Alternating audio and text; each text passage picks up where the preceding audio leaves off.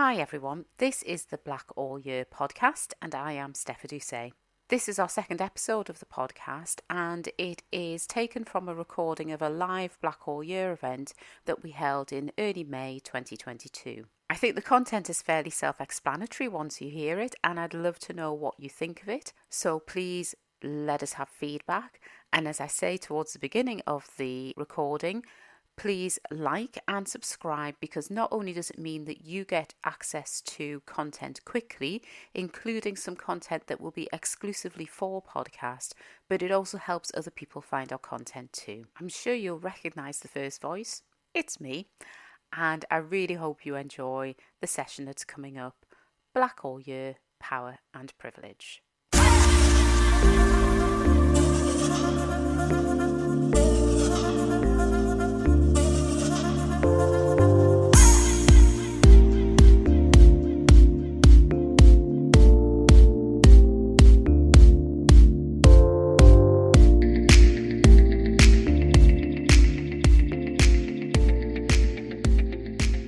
I'm really pleased to welcome everybody here to our second Black All Year event. If you missed the first event on Inclusion with Humanity, it is available on YouTube and it's available as a podcast. And if you're watching or listening to this after the event, please like and subscribe, as it means that you won't miss any future material and it helps others to find our content as well. I'm just going to really briefly mention about Black All Year and why Black All Year, and people who were at our first event will know this. But it's basically because I got a bit sick of attention being given to Black people, our issues, our challenges and our achievements only during Black History Month. And then it was like we disappeared for the other 11 months of the year. And yet we are Black all year round. The issues, the challenges, the achievements are there all year round. And that's really what this is all about. It's a chance and an opportunity to really get a chance to look at them, to celebrate, to challenge, and to discuss all of those things that go on throughout the year and not just in Black History Month. So moving swiftly on, I want to introduce our speaker for today. I've had the honour and privilege of working with Ngozi Lyn Cole in a number of different roles and guises. She is an absolute powerhouse. She's a former director of the National Lottery Community Fund. She's chair of the North East Justice Together initiative, Deputy Chair of the Appointments Committee of the General Pharmaceutical Council and a non-exec director at South Tyneside and Sunderland NHS Foundation Trust. And I'm out of breath, but that is just a few of her roles. She's also an amazing coach, and I can speak from personal experience of that. And she's a leadership expert and is co-founder of GLT Partners Ltd. So I know this is going to be a wonderful session and that you will take so much away from it. So with that, I am going to be quiet and hand over to you, Ngozi. Hi, Steph. Thank you so much for that kind introduction. It's a real pleasure to be here. Thank you very much for asking me. I too have the same experience of disappearing into a cupboard from November of every year until the next September when people start asking me to do Black History Month. So thank you. From that introduction, the first thing I want to do is recognize my own privilege. So I have held many posts that give me access to a lot of power and privilege. And I really want to recognize that because it underpins our time together. So I don't want anybody to feel whatever I'm saying is finger pointy, because it's not. I come from a position of privilege myself, and I don't feel guilty about it. Why should I? But the point is that we don't start from an even playing field. So thank you. I recognize a lot of faces here, so great to see you all. So what are we doing here today? The objective is really to think about the role that power and privilege play in inclusion and to discuss how we can break the cycle wherever we sit within our own sphere of influence. So in the hour or so we have together, we'll explore power and privilege. We'll spend some time, because it's a Black All Year event, talking about white privilege, but that's not the only thing we'll do. And then we'll also think about how we can use our power and privilege for good and what personal commitments we might want to make together. So I'm hoping that's what you came for, and I'm hoping that's okay. Well, first thing I'd like to do is just go to a quick poll coming your way. I'm really interested to hear how comfortable you feel discussing power and privilege as part of inclusion. So hopefully it's showing up on your screen. Right, let's end the poll now, and I'll share the results so that you can see. Now, 44% of us, just under 50%, feel comfortable or very comfortable. Right, that figure is increasing actually. Okay, it's up to 68%. 68% feel very comfortable or comfortable. But then you have 23% that feel uncomfortable and 9% that feel very uncomfortable. So I think it's just worth us recognizing all of that. I'll not ask you to share why you might feel uncomfortable, because that takes the anonymity straight out. But the sort of things I hear about this is kind of people feel a sense of guilt in terms of the privilege that they hold. People feel they don't know what they don't know. So especially when you're in a high-flying job where you know lots of things, it can be really difficult to admit what you don't know.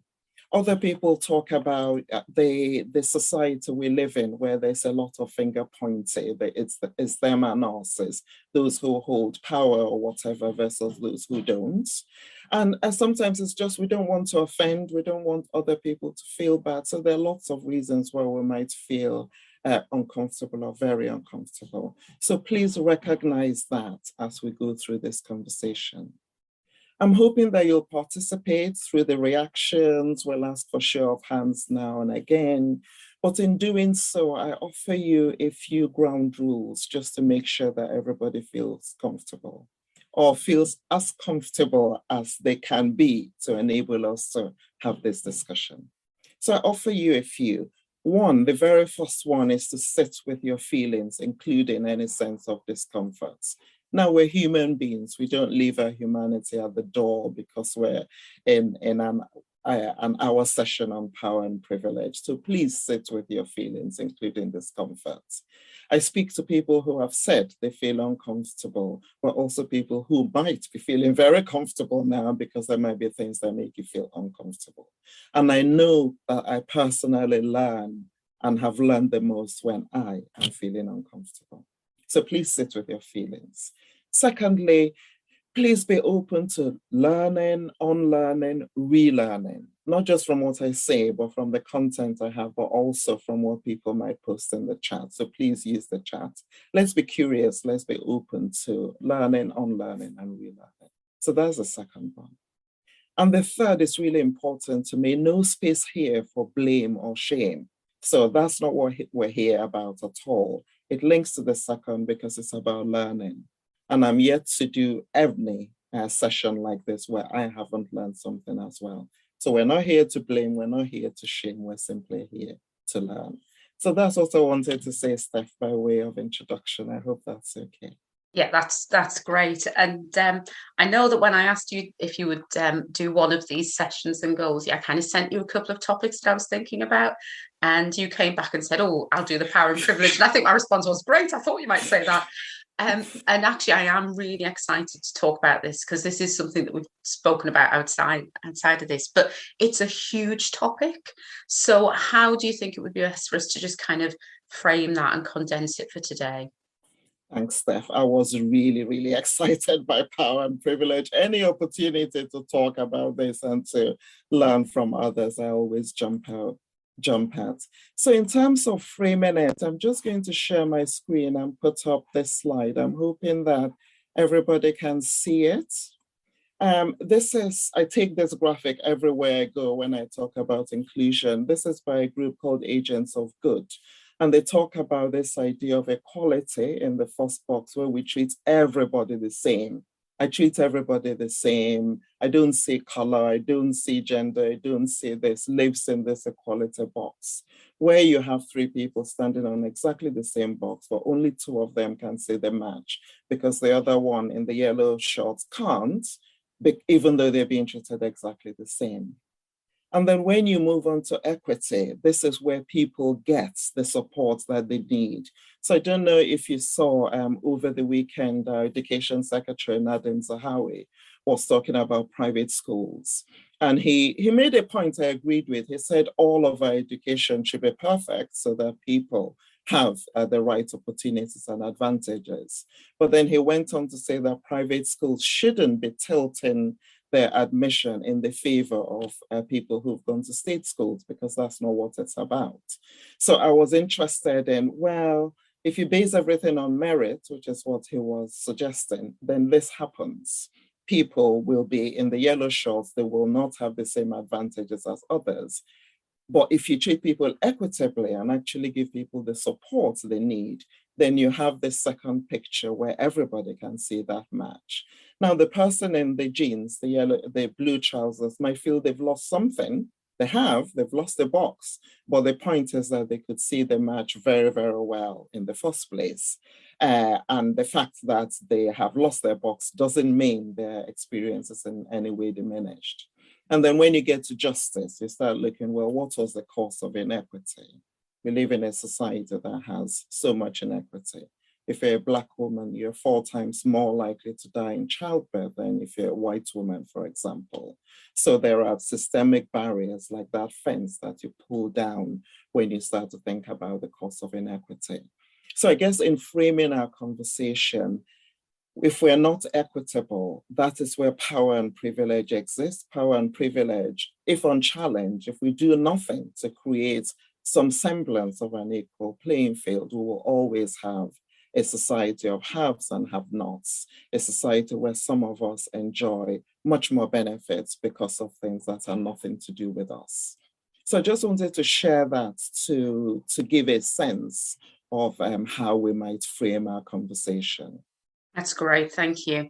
And I do love that graphic. The only thing I think about it is at the end there's still a chicken wire fence there, and the next stage is get rid of any barriers and trust people to behave themselves appropriately. But we might be a little way away from that at the moment. We'll get there, Steph. It might not be in our lifetimes, but we will get there at some point. Okay, so power. How would you define power? And what really should we be thinking about around power? Okay. So one definition of power, really simple dictionary one, is the capacity to exercise control over others. So that's what it's about. How does one group or one individual exercise control over others? Well, there's some nuances. I suppose the most common thing when we start thinking about power is this idea of power over people, where the powerful seek to control the thoughts and behaviors of the either totally or relatively powerless. For example, a government might have control over us. A parent might have control over a child, even though I was speaking to the mother of a toddler who still isn't sleeping recently, and she said, "You think I have power over my child? I don't. They have power over me. They stop me from sleeping." Well, the point is power over is this ability for the powerful to exercise control over others. You have things like power within, when we can gain the self-confidence and the awareness ourselves to be able to challenge the status quo. That we saw, well, those of you who are as old as me might have seen in action during apartheid South Africa. But I believe actually watching the coverage of Ukraine, there's a lot of that going on where people, I know that the West is supporting, in my view, not as much as they should be. But the point is that you've got the David standing up to the Goliath of Putin.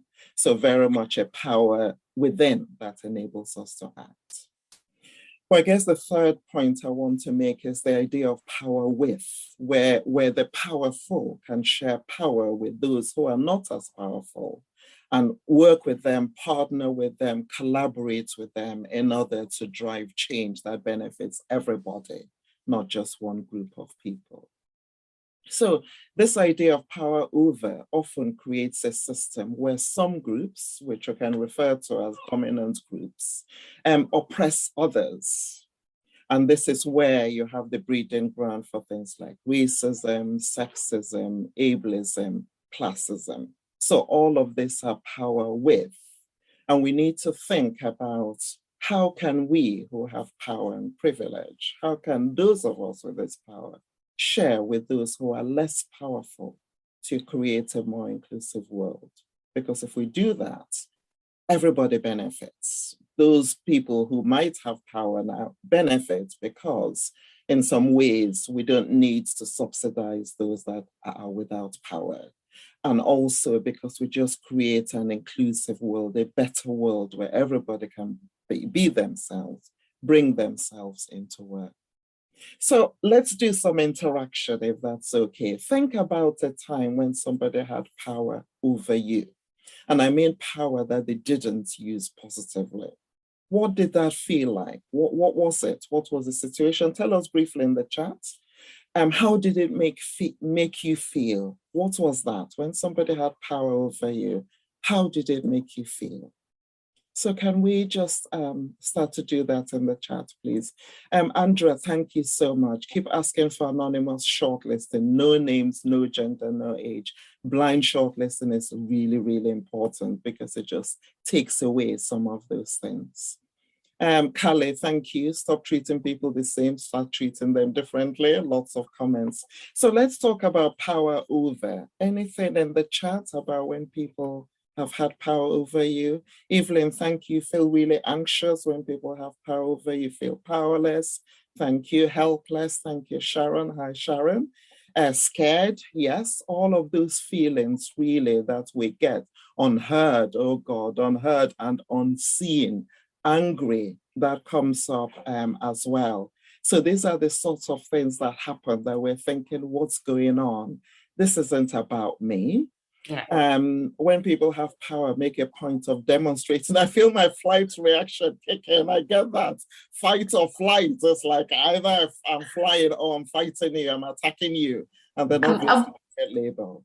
One of the things I found really interesting about that parent-child example that you gave is people often think that power is held by people with authority, and that's not always the case. So having come from a kind of NHS background, I've been in positions where technically I have authority over a clinician, but actually they hold all the power, and the way that they are dealt with if their behavior is inappropriate is completely different to the way that I would be dealt with. And that concept of power is held with the bosses or the people with the authority is often not the case at all.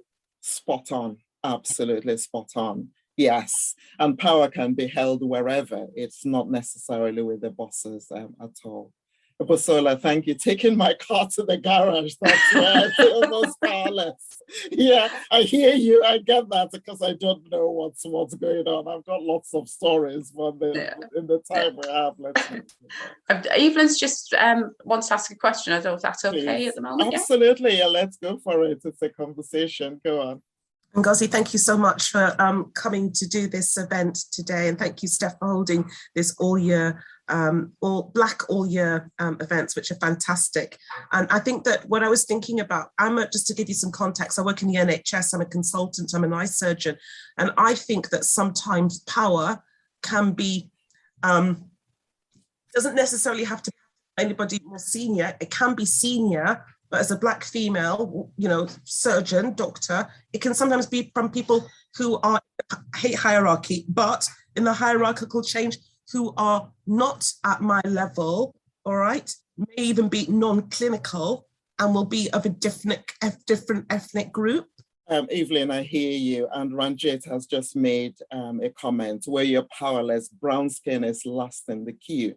So we're getting a little bit into privilege now. So we might just pause on power. But that absolutely occurs. Though you might hold power as a clinician, you are also a Black or brown woman. So that throws you out of the power dynamics. And this person is seeing you as powerless compared to them. So we need to deal with all of those intersectionalities where our gender, the color of our skin, whether we're able-bodied or not, our sexuality, start to cut in to decide who has power and who doesn't. So it's never quite linear. Excellent point, thank you. So hopefully everybody can see how it feels when people have power over us. And if we know how that feels, how then, when we have power, can we start to use it positively? But we'll come to that. Steph, I'll come back to you. Hopefully that's helped in terms of power specifically. Yeah. So then privilege, we're kind of, as you say, we've just started touching on that. So what about privilege? I think a lot of people find this a really triggering word. A lot of people, when they are the people that have the privilege that's been pointed out, find the term very triggering. So what is it, and what's the link between power and privilege? Thank you. Thanks, Steph. So privilege, or the lack of privilege, is how power is distributed. And it's how we maintain the status quo and how oppression, not operations, is maintained. So sadly, when we have power and privilege at play, we maintain the isms that cause harm. So when you're racist, when you're sexist, when you're homophobic towards somebody, it's not just about sticks and stones. Obviously, we have murders, we have assaults, and so on. But there is a harm that oppression causes. So there was a research done in Australia in 2021. If I've got time, I'll post a link to it, or maybe staff can share that when this goes out. It was research, a longitudinal study done on Aboriginal people in Australia. And it found a very, very clear and strong link between the racism they were experiencing and their poor physical and mental health. Even things like obesity, things like diabetes, depression, anxiety, very, very clear link between racism and that. So we cause harm when we don't really think about power and privilege. So specifically on privilege, it operates on different levels, on a personal level, interpersonal, cultural, institutional, systemic, at all levels. But it gives advantages and favors and benefits to members of dominant groups at the expense of members of other groups. So you tend to have something, you haven't worked for it, you haven't done anything to deserve it. It just comes as a result of who you are. And it makes you have a degree of authority and power over others. So let me share the privilege wheel with you. Just bear with me and I'll get that up. And if anybody is listening to the podcast version of this, I'll share links to the slides so that you can, or to the images in the slides, so you'll be able to see them as well. Thank you. Thanks, Steph. So I'm looking at the version of the Wheel of Power and Privilege by Sylvia Duckworth. So hopefully you have a look at that, but let's just pick one and have a look at it. So look at body size down here. So in the middle, you have power. So people in the middle of the screen hold power over others, either because society is designed to make them as comfortable as possible, or things just work to their favor. So if you're a slim person in the United Kingdom in 2022, you hold the power. You will find your size when you go into any shop.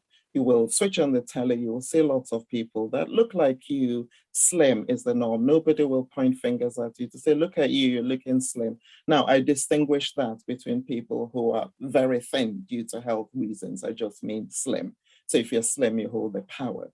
If you're of average build, you are somewhere in the middle. You're probably not enjoying as much advantage as people who are slim, but you don't have the disadvantage. Or if you have large body size, that's when people will point at you. They might make fun of you. They might actually insult you or disadvantage you in many ways. We know that many people, especially women, have not got jobs because of the size of their skin, or because of their size, not the color of their skin. That's race. So there are a lot of disadvantages that make people who are on the outside of this wheel marginalized rather than having power.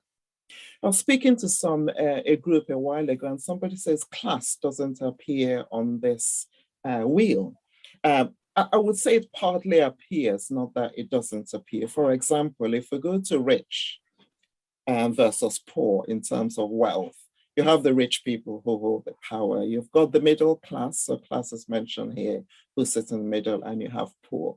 But you don't have people, I agree, from the lower classes. So let's just play. Let's use reactions by way of show of hands. Where are you in terms of that wealth screen? If you're rich, and let's define rich because it's relative, isn't it? So if you earn more than £500,000, then you are in the power element. If you don't, you are in the marginalized element. So show of hands, who feels they are marginalized due to wealth?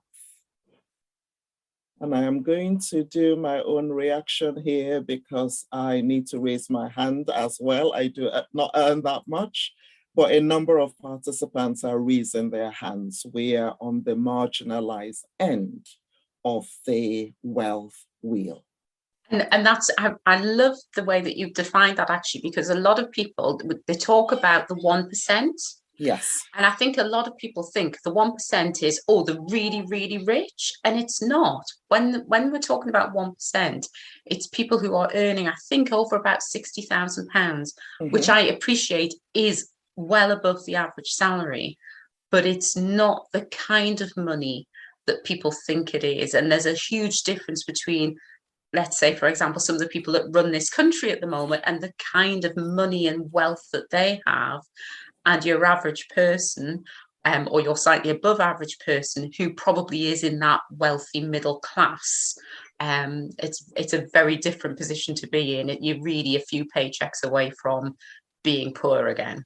Absolutely. And you're in the cycle of oppression, isn't it? For example, universal credit. I understand when you apply for universal credit, and people who work in that area, correct me if I'm wrong, it takes about 5 weeks for your application to be approved. During that 5 weeks, the government might give you a loan to kind of help you because you're applying because you've got no money. So you'll be given a loan. But the minute the 5 weeks kicks in and you start to get your money, you need to start to pay back that loan. So you still have less money anyway.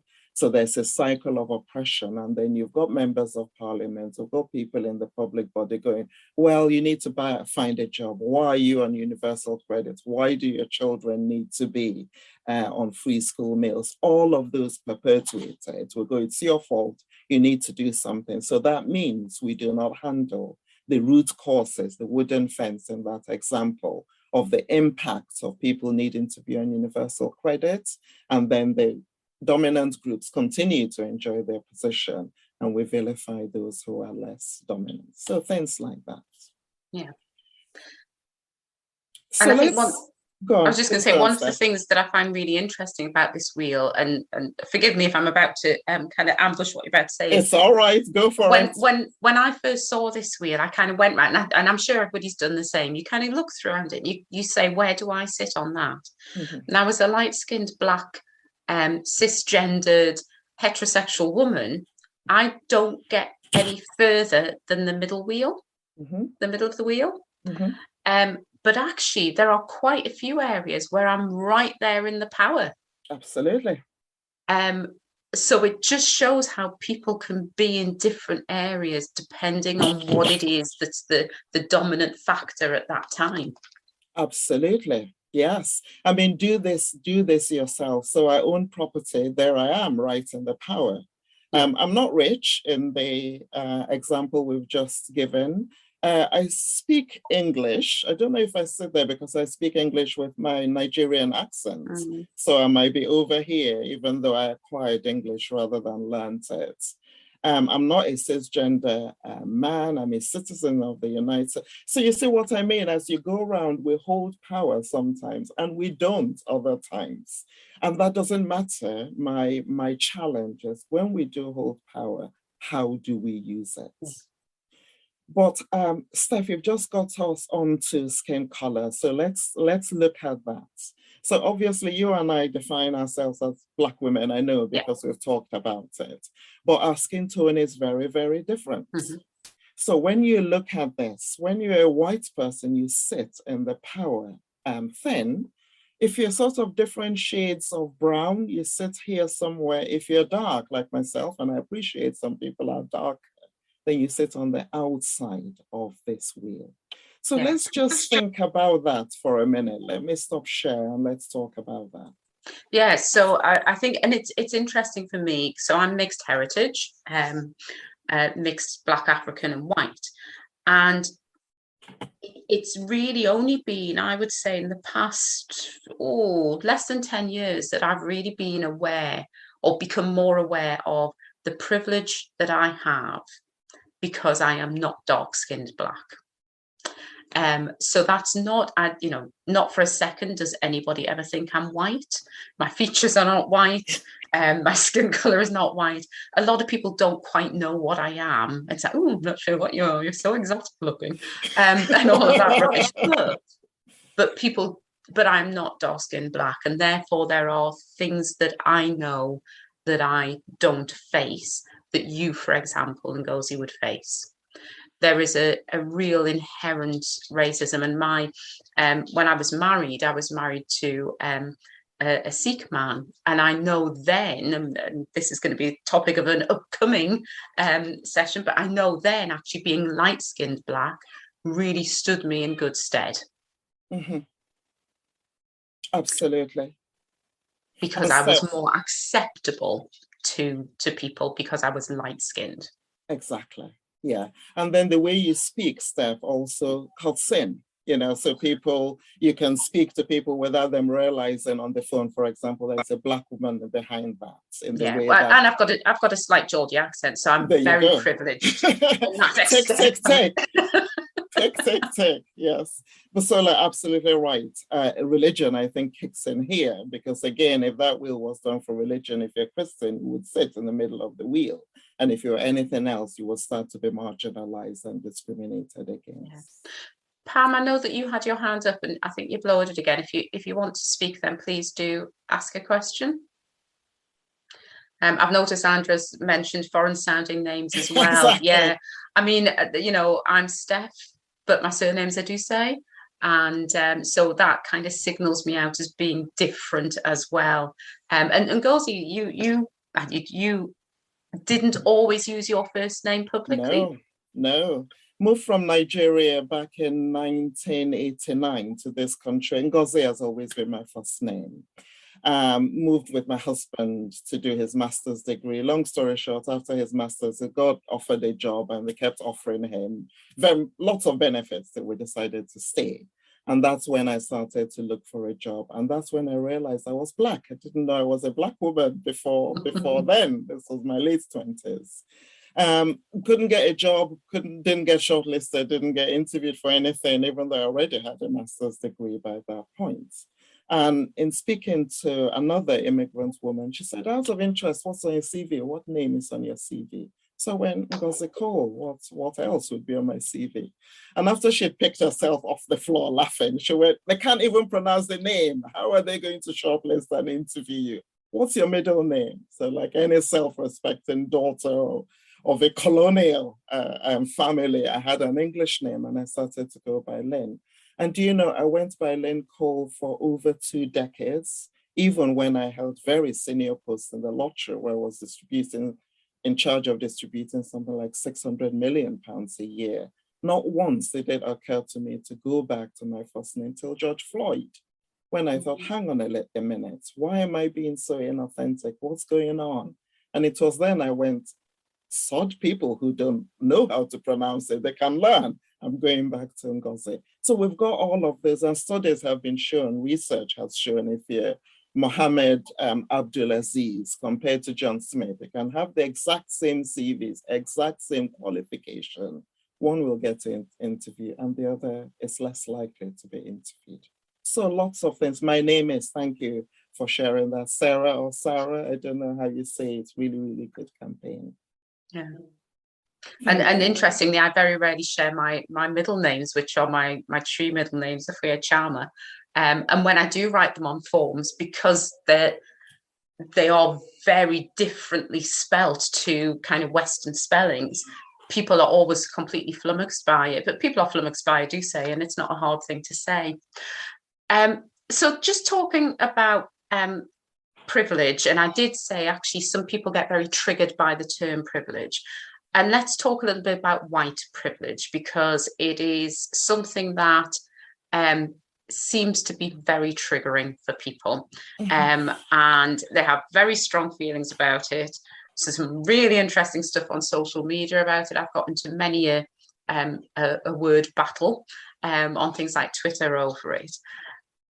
Can you help, perhaps, just to help people to understand what we mean by white privilege, so that maybe it doesn't stir up those strong feelings? Sure. And if it does stir up strong feelings, hold on to them. Remember our ground rule about sitting with our discomfort. Steph, really good point on white privilege. John Amici, who is a well-known psychologist that works in the field of equity, diversity, and inclusion, explains it far better than I ever could. So let me play a video if that's okay. It's just a couple of minutes long, but hopefully it will give you a sense of what we're talking about. So I'm hoping you can see and hear. We've been engaged in a global conversation about race and racism. You've probably had discussions at home, at school, or at work, and in those conversations, you've probably heard the term white privilege. You may have even had this term used in a way that felt like an insult or an accusation. Others will have told you that it's all just made up to make white people feel bad, and none of this is right.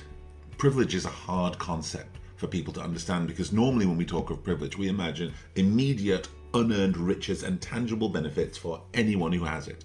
But white privilege, and indeed all privilege, is actually more about the absence of inconvenience, the absence of an impediment or challenge, and as such, when you have it, you really don't notice it. But when it's absent, it affects everything you do. There are lots of types of privilege out there. The privilege of being born into a wealthy family versus a poor family is kind of obvious, but then there's the privilege of being able-bodied versus having or acquiring a disability that most of us take for granted. I have two very close friends who are wheelchair users, and I'll be honest, when I first met them, I was completely ignorant about the everyday ways their lives are made harder through no fault of their own. Some of these ways are simply thoughtless, but some of them are just the way we live, just the way we build infrastructure, just the way everything works, that just makes their life harder than mine. That's just one of the ways that I'm privileged, and understanding that, embracing that, doesn't make me a bad person. But ignoring it raises the chance that my friends will be excluded in ways that are not obvious to me, and as their friend, I can't allow that. There's a good chance, as a white person watching this, your life is already hard. Every day you have to overcome some difficulty or challenge just to get by. But you can still have white privilege. White privilege doesn't mean you haven't worked hard or you don't deserve the success you've had. It doesn't mean that your life isn't hard or that you've never suffered. It simply means that your skin color has not been the cause of your hardship or suffering. There is nothing but a benefit to understanding our own privileges, white and otherwise. It brings us closer to those who are different. It helps us be vigilant about the ways we treat others different than us. It helps us make a society that is fairer and more equal. Having white privilege doesn't make your life easy, but understanding it can help you realize why some people's lives are harder than they should be. I'm just feeling all chilled out now, just listening to John Amici. He's got the most fantastic voice. Amazing voice. What a voice, yes. So just by way of discussion, let's get into chat. In one word, what did you think? What did you think listening to that video? Simple explanation. Thank you, Lynn. Very simple explanation. Yeah. So if you took out the word white and you replaced it with ableism or the other conversations that we've just been having, it's a great tone, it's a great and simple explanation. Yes, Ranjit, absolutely love it. And it kind of presents it in a way that isn't threatening. So this is the problem with this polarizing in society, where we're pointing fingers, oh, you're white, you're a bad person, you feel guilty. You were the cause of slavery. Look at you. That's not what this is about. It's actually, how can we use our privilege for good? How can we sit with it? Lots of other comments hits the nail on the head, enlightening, something that should be shared widely. Yes, absolutely. It shouldn't be seen as an attack, totally. You know, so the fact that I'm able-bodied, I don't feel guilty about it. It's just who I am, is that I've been fortunate enough to be able-bodied due to nothing I have done or nothing I've done to deserve it. So I don't feel attacked if, you know, somebody is disabled. What I should be thinking is how I can help and support society to make life as easy for the person with a disability, as John Amici said, as it is for me. So very much taking away the stigma. Thank you very much, Adam. Evelyn, do you want to come in? Lots of comments there. Yes, thank you. Sorry, Ngozi, it's just because I'm being very lazy and not wanting to type anything. No, feel free. It's a conversation. Easier. Go for it. It's just easier just to speak. I mean, honestly, John and Mitch, I listen to him all day anyway, because he's got such lovely dulcet tones. You know, he's got such a beautiful speaking voice, and he's calm, and he's just so, he's just lovely to listen to. But you know what, Ngozi, when people do, that term white privilege does polarize people. It really does. And you know what? Not everybody can be bothered to actually explain it, in a meeting environment. So do you have any tips? Honestly, because really what I want to say to the person is that, you know what, go away and read Robin DiAngelo, or, do you know what I mean, in a nice way, or maybe I should just put the link in the chat of whatever and just say to them, I've actually answered my own question. Just go away and just have a look at this video, because sometimes you just can't be bothered. Yeah. To explain. It's tiring, it's exhausting, you're right. You can send people links, but you can also recognize the privilege that you have. So if you sit in a hospital and you're holding a senior position like you hold, you already have privilege. All we're saying is that you're not privileged based on the color of your skin, you're privileged in other ways. And it takes this thing out of it a little bit. And that's certainly what I do. I try to highlight my privilege and then say, and you have privilege because of the color of your skin. And often people will go, I don't have any privilege. You don't know what's happened to me. You don't know how tough my life has been. I just want to pick up Robert's comments there to share, as a white, cis, heterosexual male, how embarrassed he is that it needs to be said in a non-threatening way. Yes, because some people feel so uncomfortable about it and forget that actually discomfort is a good thing because it propels us to action. It helps us to make things better. So that's interesting to hear, really, and for people to start to think about ways that they can start to address their own privilege. So thinking about privilege, just to summarize for us to bring this section to an end. We all hold privilege in some shape or form, everybody on this call. I think I put this on LinkedIn on the back of one of your lovely adverts, Steph. Everybody who has access to LinkedIn already has privilege because they have some kind of PC or laptop, they have Wi-Fi or some way of interacting online, and lots of the world does not have that. So we have privilege in some areas of our lives. We don't have it in other areas of our lives.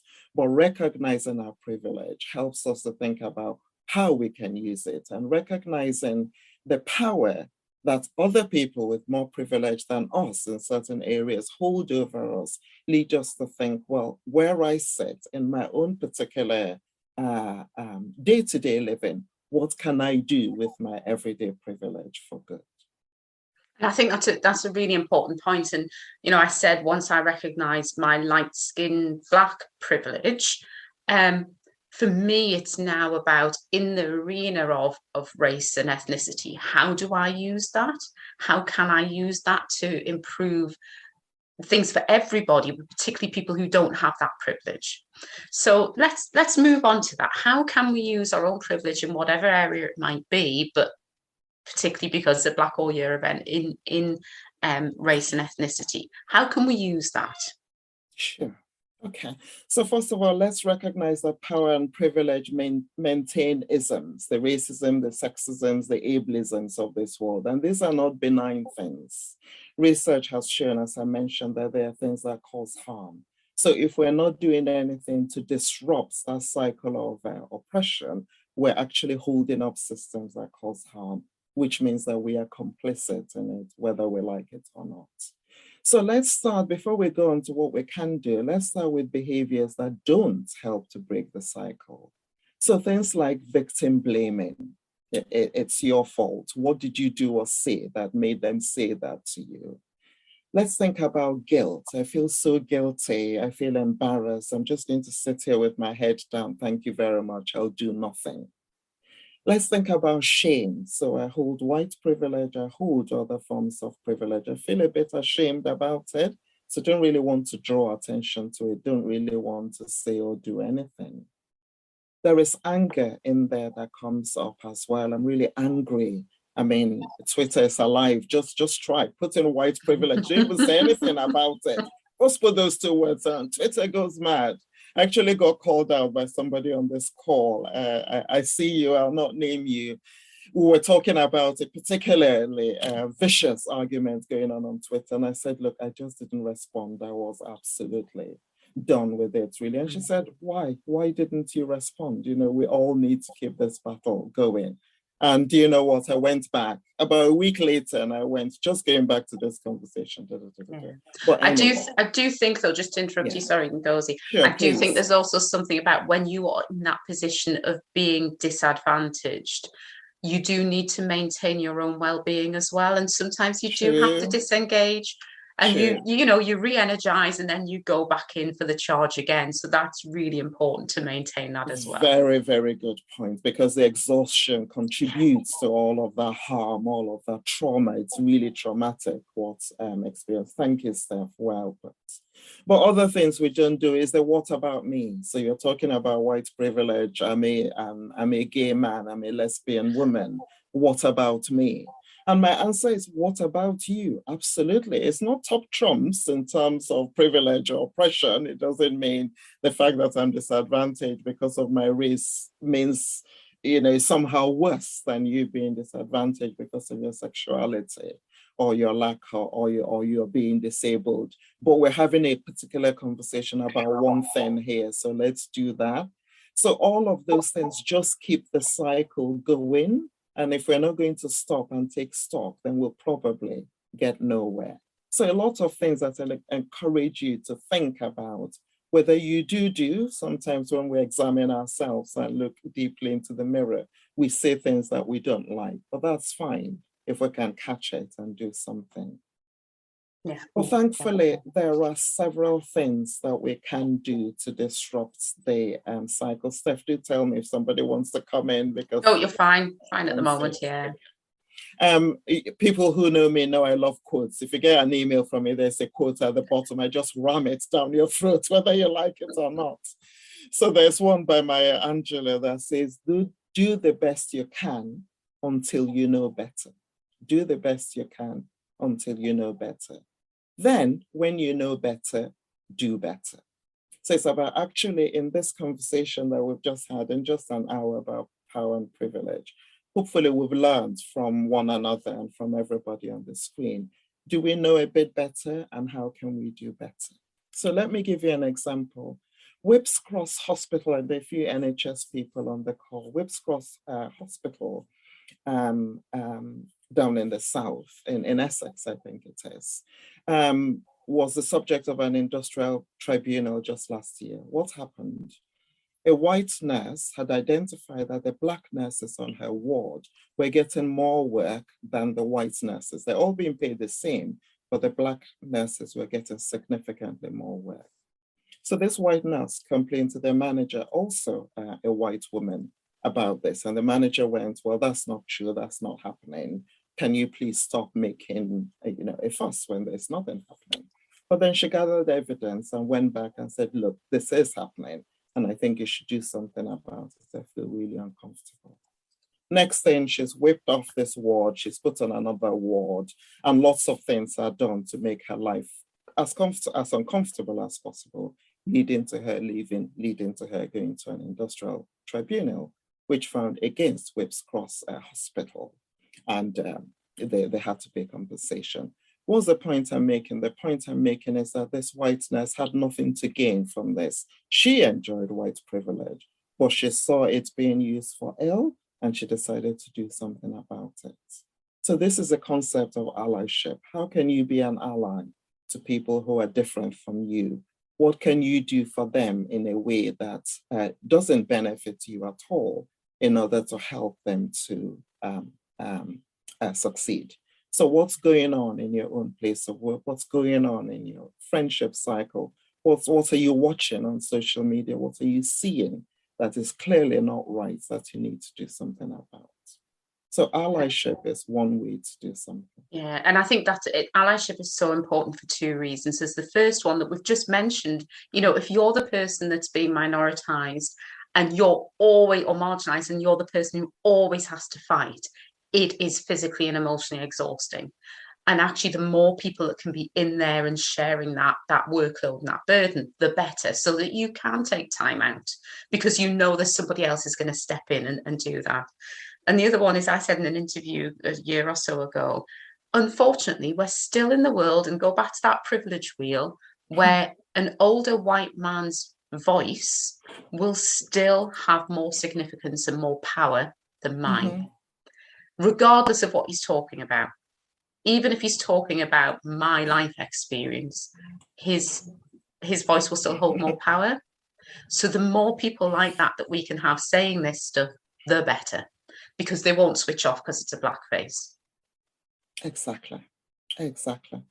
And if you're going to be an ally, it's not an easy road to take, actually, because you will be attacked by people who don't like what you're saying.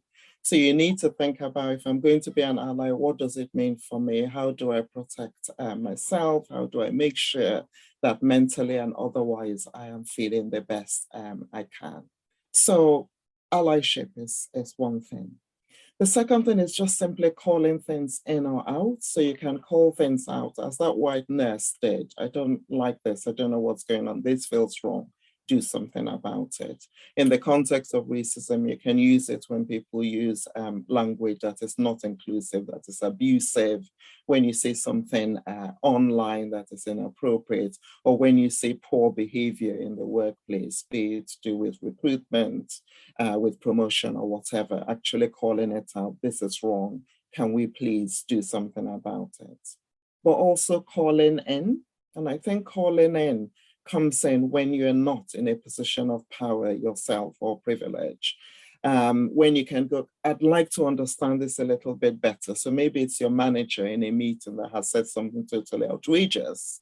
So rather than, if you don't feel brave enough to put up your hand and go, ooh, this doesn't feel right, stop. It's, can I just check why you've said that? Can I understand why you're using that language? Can you explain to me why this is the way this is the route we're going down? So ways that call people in, that just break that cycle. Other examples, things like intervening when somebody is being talked over. Women, I see you, lots of women have this experience. You're saying something, somebody just talks over you and the conversation continues. Going, hang on a minute, we're listening to Steph, we were listening to Basola a minute ago. What happened? Can I just hear what they have to say? And also the point when you can say something, a Black person can say something, nothing happens. Somebody else says exactly the same thing 5 minutes later, and it's, oh, that's great. Do you want to call that out and go, well, isn't that just what Ranjit was saying a few minutes ago? What happened here? So those things, but they're also really simple things like listening when issues are raised with you. Coming from the point of view where you're actually interested in the experience of that person who might be different from you, and trying to understand what they're saying, avoiding the, well, what's the evidence? How do you know they were being racist or sexist? They're probably just, don't take it personally. Where is your sense of humor? All of those things really help to break the cycle. So there are big things we can do, but also smaller things that we need to be doing differently just to break that cycle. Yeah. And so I think that quote that you used, the Maya Angelou quote about, when you know better, do better. I look back on some of the stuff I did and thought maybe 15 years ago, and I think, oh dear me, what on earth, so actually it's so important.